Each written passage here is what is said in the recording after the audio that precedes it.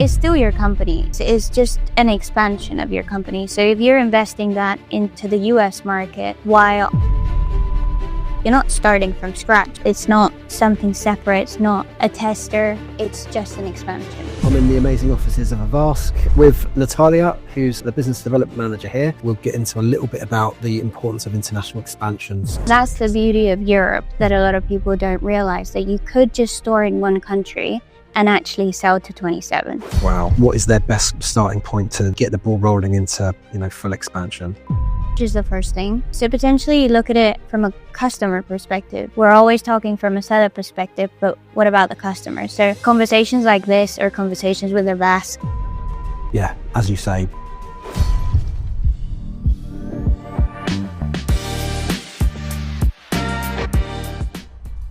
Hello and welcome to the next episode of the Seller's Journey podcast. Today, as you can see, I'm in the amazing offices of Avask with Natalia, who's the business development manager here. Welcome along, Natalia. Thank you. Thank you so much for having me. Awesome. Yeah, so we're going to get into a little bit today about Avask, what they do and how they can support our community. And also we'll get into a little bit about the importance of international expansion. So if you want to just kick off, just giving a bit of an overview about yourself and Avask, that'd be great. Perfect. Well, Avask has been a company running for 13 years almost now. All we've ever done is help people expand it into other markets. So that's our niche. That's what we dedicate ourselves to. We mainly have worked with Amazon. Amazon has been one of our closest partners because most people tend to expand using Amazon first and then they go into other marketplaces. So I myself head up the sales team. The sales team runs across all countries. So we want to make sure that we have people that speak different languages. Because of the topic we talk about, it tends to be quite niche, quite complicated to understand. So we want to make sure we deliver that in the native language of the seller. So that's why we have a team here in the UK, Spain, France, Germany, Italy, US as well for time zones. So anyone watching today, if you need support in different time zones, you can get that from us. But the main things that we do is things to do with VAT. VAT is one of the biggest things you need to consider when you expand. So that was always our niche. That's what we started with. We've then evolved and now we offer EPR, which we can go into detail on, and customs. Those three things are the main things I'll be talking about today, which are three things that you need to consider when you expand. Awesome. I think, having worked in the industry for a long time and having spoken to a lot of brands, work with a lot of brands that sell on Amazon, there always seems to be a really exciting opportunity to sell into a new region. But there's always just this big blocker, kind of holding brands back. It's complex. It feels like a risk. It feels like a big investment. Yeah. What if it doesn't work? How do you kind of help brands to kind of overcome those blockers? I mean, they're all valid points. They're all true. At the end of the day, VAT is a blocker, you could call it as, but it's just a step. It's a step that you need to take towards your expansion.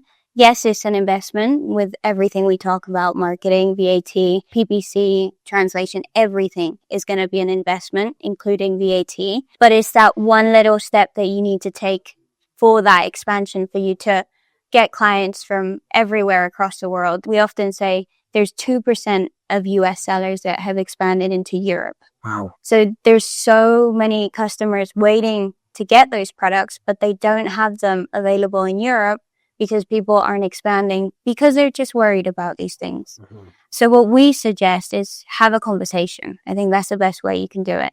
Have a conversation with someone at Avask, someone in different companies, just to understand what it is that you need. And then I think when we break it down, it just doesn't seem so daunting anymore. Yeah. And we do have options. Not everything is expensive. At Avask, we have 2 tiers. So you could either use our basic service or a more premium service, depending on how big your company is, because we do understand that expanding can be expensive. So we offer 2 different levels of service to adapt to your company.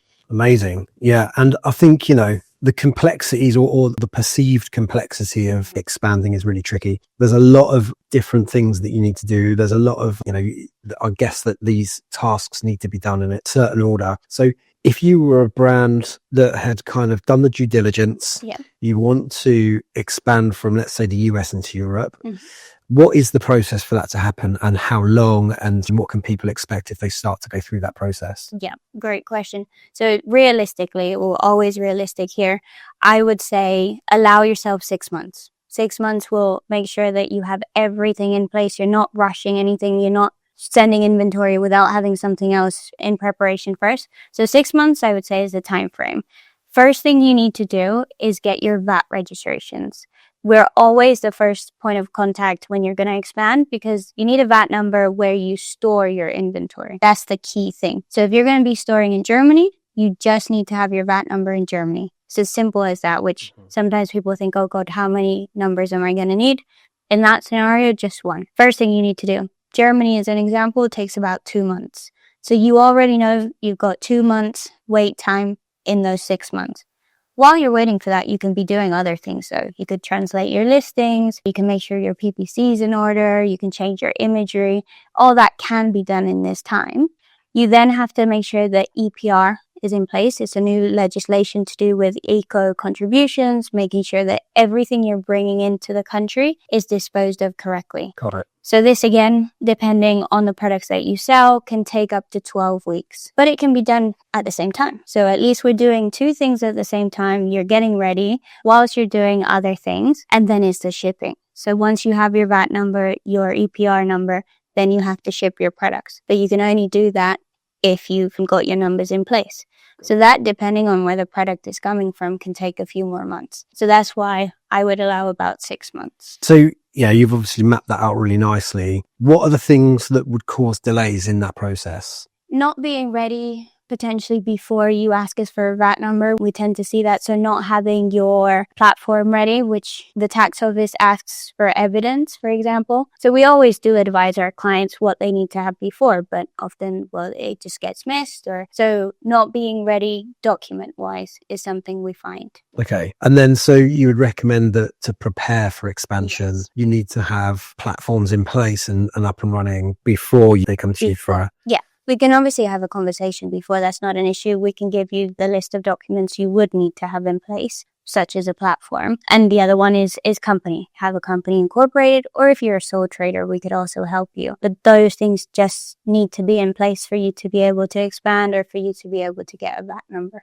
Got it. You talked about translations. Yes. What level of translation is required? Is it the listing? Is it the product packaging? How does that work? Yeah. All of that. So document-wise, all good. Most tax offices accept different languages, except if we're talking to Chinese sellers or things that don't have the same alphabet, then we would need those translated. But in terms of your platform, yes, it would be your listings and your instructions. Especially if you have anything with electronics or things like supplements, you want to make sure that everything is translated so that the client then eventually buying it knows what they're buying and it's all in regulation. A few people are actually doing QR codes nowadays. Okay. So you could print a QR code onto your product, and then when the client scans that, they could read the instructions in 100 languages. You don't have to maybe print it. It gives you that flexibility. So is that what would be known as like a digital passport? Exactly. Yeah. So that's a really interesting point. So basically then, rather than having your label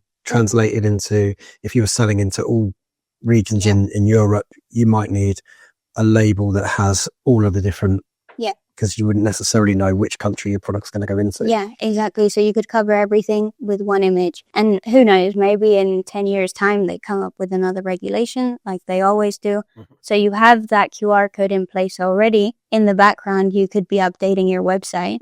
Still the same QR code, still the same scanning, but you're delivering new information. Yeah, that's really interesting. Okay, so let's say that, we've done our due diligence, we're ready to expand, VAT numbers in process, you've got the translations kind of in process, EPR's being sorted. What else is there that we need to consider? What are the other things that we need to consider? There's other considerations that maybe Avask don't really cover, such as responsible person. If you're based outside the EU, this is a pretty new thing that maybe people haven't heard of. But if you're based outside the EU, you need to have someone that acts as your responsible person, we call it. It just in case anything goes wrong, or they hold some of your products in case someone wants to come and check them out, or check the labeling, check everything we were talking about. So that is something to consider, but it is only applicable to some people, and some products are more likely to be requested than others. So if you sell a glass, then you're less likely to be asked to have a responsible person, versus if you sell supplements, which is the example we always use,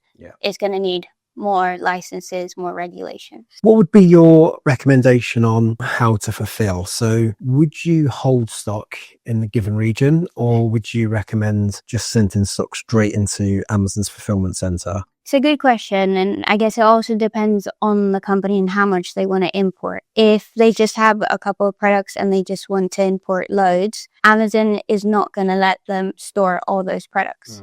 So we often recommend to drip feed. So send them all into a 3PL. You have your cost, you know exactly how much the 3PL is going to charge you.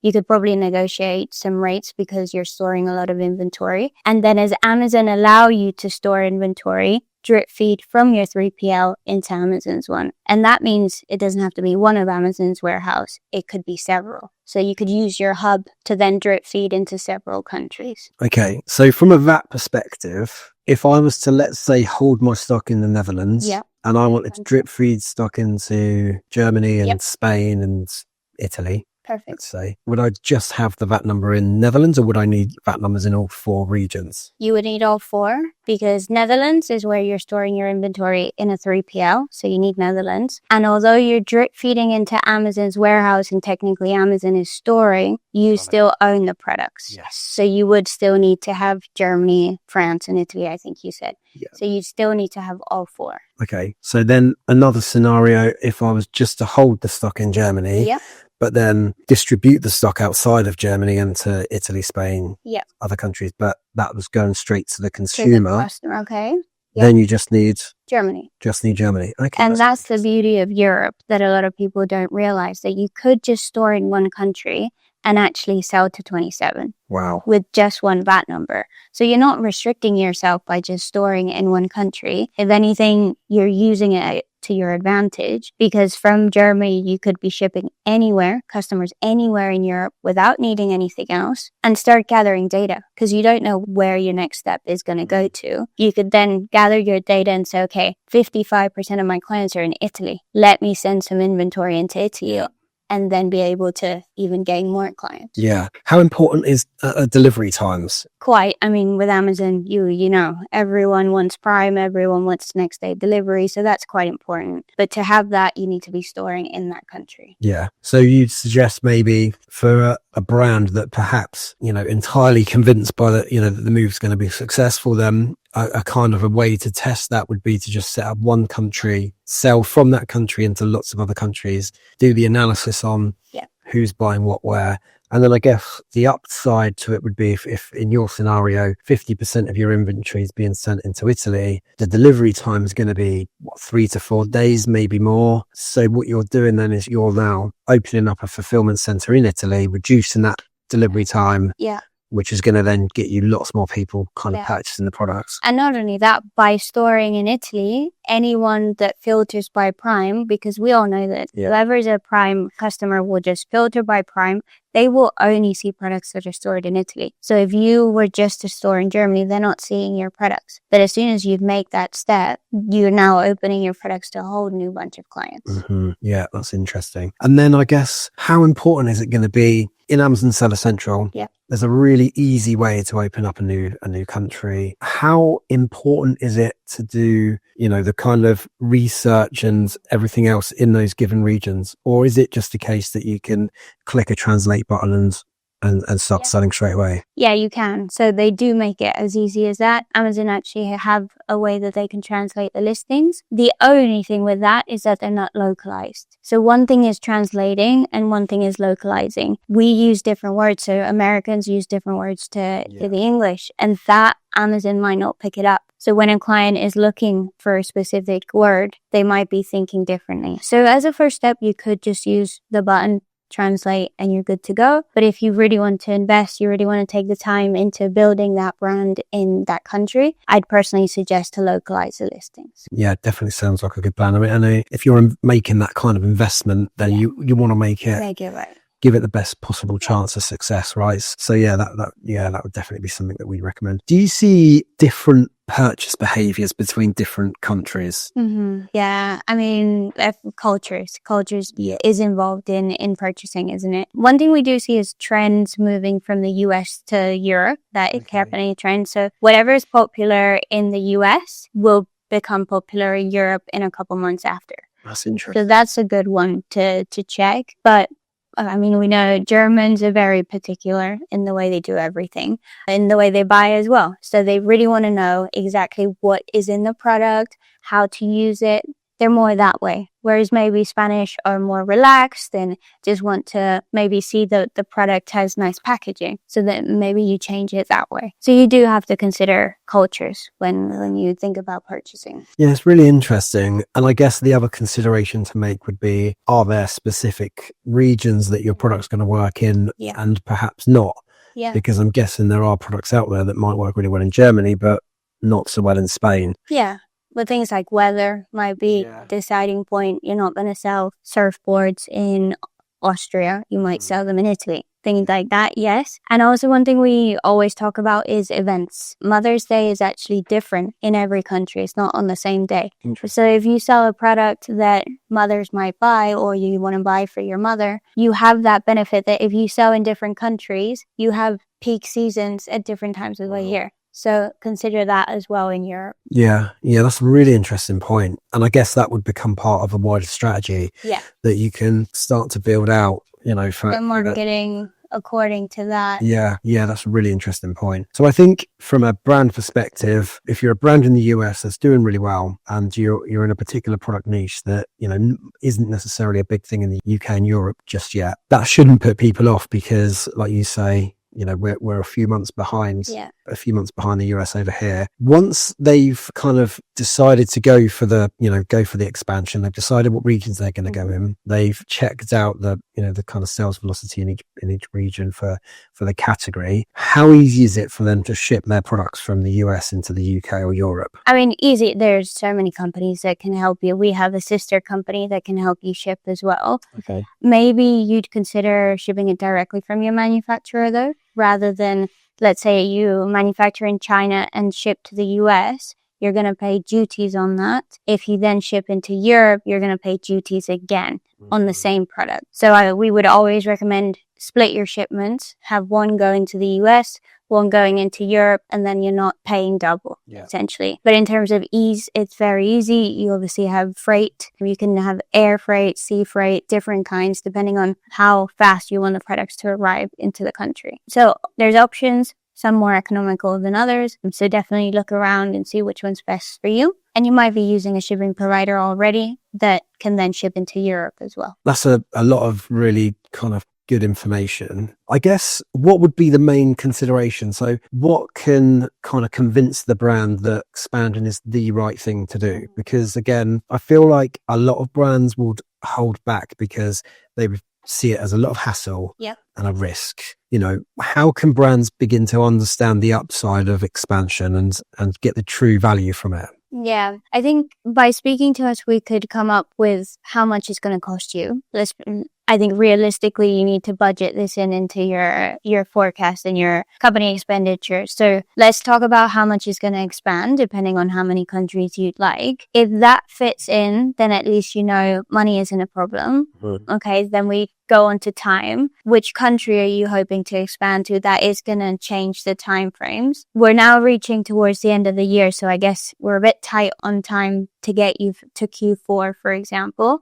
So let's make that choice. Is next year a better time to expand? It doesn't have to be now. We would rather it's at the right time, doing it the right way, and you get the most out of it rather than trying to rush it. So I think time is a consideration as well. And just potentially trying. is the best way of doing this. You can always go back. So it's not a forever thing. If you expand Germany, we always use it as an example. If you expand into Germany and you see it doesn't work, that's fine. You can always cancel the VAT number. You're not stuck there forever because you're not creating a new company. You're not having a new CPA, a new accountant. You're just getting a VAT number. So it is quite easy to remove. Do you think sellers should give it before they kind of made that decision? Because I'm assuming this isn't something you can flick a switch on and all of a sudden you get a massive, a German account overnight. Yeah. How long do you think people should leave it before they make that decision? I mean, I think at least 12 months. Yeah. It would be silly to expand and not give it that amount of time. Our contracts are a year anyway, so you know how much you're going to be paying for a year. If you then see it didn't work out, at least you knew how much investment you put into it. But a year gives you enough time. You get those events that we were talking about. You would have had Mother's Year, maybe Christmas, back to school, depending on what you sell. So you have those peak seasons, but you also have some low seasons that you can start analyzing. Yeah. So at least 12, I would say. And I guess, key's going to be researching the category before you make that kind of decision. I think, there are plenty of tools out there now that can give you a really good idea of what the market's doing in that given region. What would you suggest would be the kind of the best starting point if a customer's kind of looking at this and thinking, I know that my products or, there are products within my category that work in, let's use Germany for an example, where do they start? Like, what is their best kind of starting point to then get the ball rolling into, full expansion? Yeah, I think that research is the first thing. So potentially look at it from a customer perspective. We're always talking from a seller perspective, but what about the customer? So go into Amazon.de and act like if you were a customer, trying to see what your products are being sold at, what keywords they're using, and then you at least get an idea. Maybe there's a huge gap that you didn't even realize that there was, and you could fill that gap. So I think research would be the best one from a customer perspective, and then analyzing what we said to how much it's going to cost you and how long it's going to take for you to be expanded into Germany. We talked about the 6 months, but that's like a maximum. I think it could be shorter. So just talk to people, go to events as well, I think is a great way. And talk to other sellers. How have they done it? What tips could they give you? What things not to do? Conversations like this or conversations with Avask are free. So have that consultation with the experts, with people that have done it. And then when you feel comfortable, I think is when you're going to expand the best. If you're rushing it or you're worried or you're not fully invested, it might not go as well. So just feel comfortable,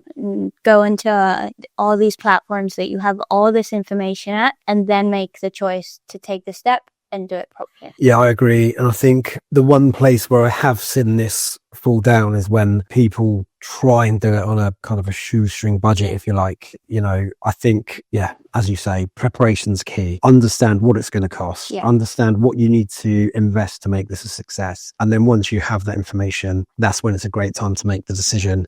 Understanding the market's going to be important. Understanding what your potential is in a given region is important, but weighing up the costs, including advertising costs and all of the rest of it. I think that's really important. I have seen it before where brands move and then they don't want to put the advertising budget in because they feel like they're not getting a lot of traction early on, and inevitably that ends with them then having to kind of pull all their stock back out of the region and get it all sent back, which I think that's the biggest concern for a brand, is that, that could happen, and that's a costly error. But I think, as you rightly say, that can be mitigated with proper research and being realistic about what it's going to cost. If, we're saying it's going to cost 10K and, you need to spend €1,000 a month in advertising the product, then budget for that. Don't sort of think, we can probably skim that back to €200 a month. I think going in kind of full bodied and really embracing the expansion is going to be the most important thing. Because it's still your company. It's just an expansion of your company. So if you're investing that into the US market, why aren't you investing it somewhere else? You're not starting from scratch. If anything, your reviews are still transferable. Mm-hmm. So it's still your brand. You put into so much effort into building this brand, building this company. I would suggest you put the same effort into another country. Yeah. It's not something separate. It's not a tester it's just an expansion. Yeah, 100%. Do you have any like success stories that you can share of brands that have kind of been a bit nervous, but then have made the jump and then have like, it's been a bit of a game changer for them? Yeah, I mean, a lot of the clients we have are well-known brands. We obviously can't say them, but toys, and there's a very popular brand of toys that was just a US brand, and now it's expanded into Europe. And most people I know actually have this in their household. We probably play with it all the time. Card games. Okay. So there's those kind of things that it's such a tiny product, but can make such a big impact. Aside from expansion, we can also help people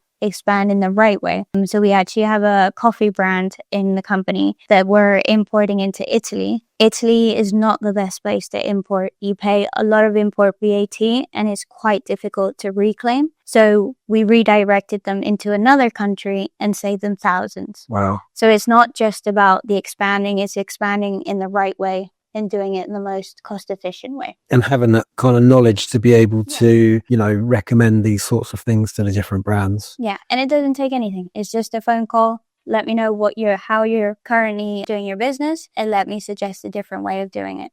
As simple as that. Wow. Interesting. Okay, brilliant. It's been amazing talking to you. I don't want to keep you for too much longer. How can people get hold of you? We have our website that has all the information you could ever want. And I think the best email for you to email us is at inquiries@avaskgroup.com. The team are all over that email, so someone will be in contact with you. You can email us in any language as well, and someone will reach out in that language. I think the best way to do this is to schedule a call. So from that email, we can schedule a call with you, 30 minutes, an hour, however long you need, and then we can go from there. Perfect. Thank you for coming on the podcast. Really appreciate you having the conversation, and I hope that you guys get a lot from it and make the steps to get your product selling into new regions.